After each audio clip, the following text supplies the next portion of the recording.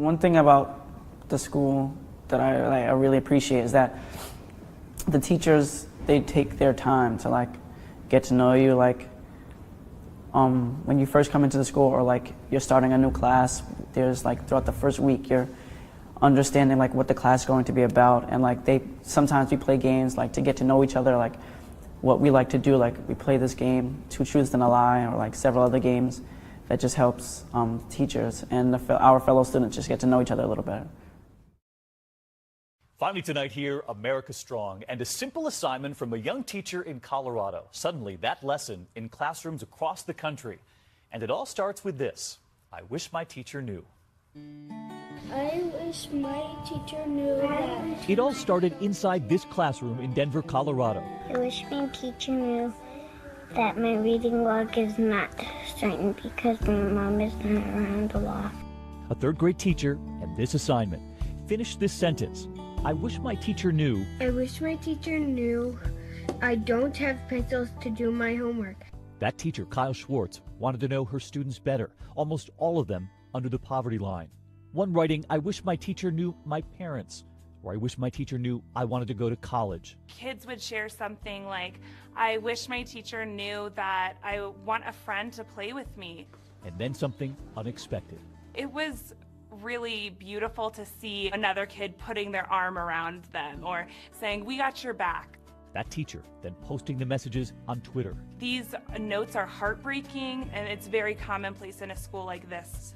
And quite frankly, schools all over the country. Teachers across the country and the same assignment. One student writing, I wish my teacher knew my tooth is wiggling. Donations for Kyle's class back in Denver pouring in to buy that classroom the supplies those children desperately need. Not only just having it live in a classroom, but giving children a voice to advocate for themselves has been so powerful. And tonight, we give one of those children the last word. I wish my teacher knew I loved her with all my heart. East parfait. And you can pick your teeth with a little paw. Why do I stand up here? Anybody? To feel taller. No. Thank you for playing, Mr. Dalton. I stand upon my desk to remind myself that we must constantly look at things in a different way.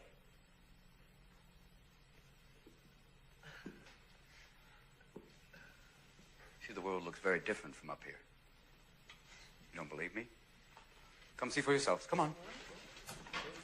Come on. Just when you think you know something, you have to look at it in another way. Even though it may seem silly or wrong, you must try. Now, when you read, don't just consider what the author thinks. Consider what you think. Boys, you must strive to find your own voice. Because the longer you wait to begin, the less likely you are to find it at all. Thoreau said most men lead lives of quiet desperation. Don't be resigned to that. Break out.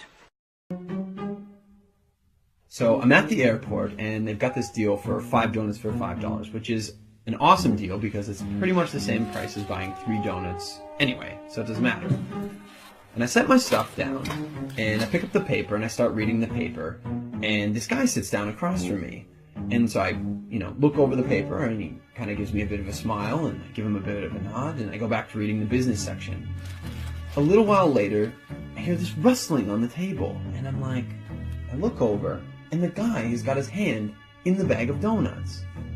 Okay, that's a bit weird, but it doesn't really matter. The guy looks like he's homeless. He probably needs it more than I do. And I've still got 4 donuts anyways, and I'm not going to eat all 4 donuts, so what do I care? So I reach in the bag, and I grab a donut, and I start eating it. And I go back to reading the paper.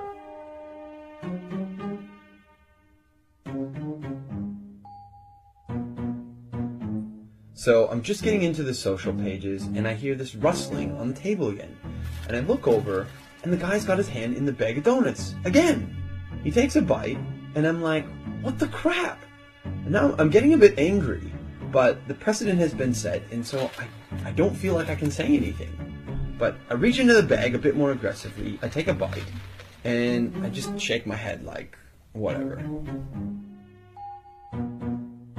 So a few minutes have gone by, and there's this call on the loudspeaker for the next departure, and the guy gets up and he starts gathering up all his stuff, and he gets to the end of the table and he stops. And I see him out of the corner of my eye, and he reaches into the bag, and he pulls out the last donut. And I'm like, seriously? And he looks at me, he breaks it in two, and he hands it to me. I reach out, and I take this half, and I'm in total disbelief. And he kind of nods at me, and he walks off.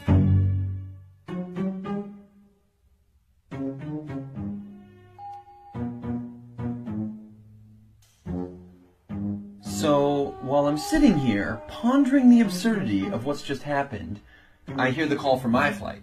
And so I get up, and I grab my bag, and I grab my jacket, and under my jacket is my bag of donuts. Not only was I eating that guy's donuts the whole time, and he didn't say anything, he took out his last donut, and he broke it in half and gave it to me.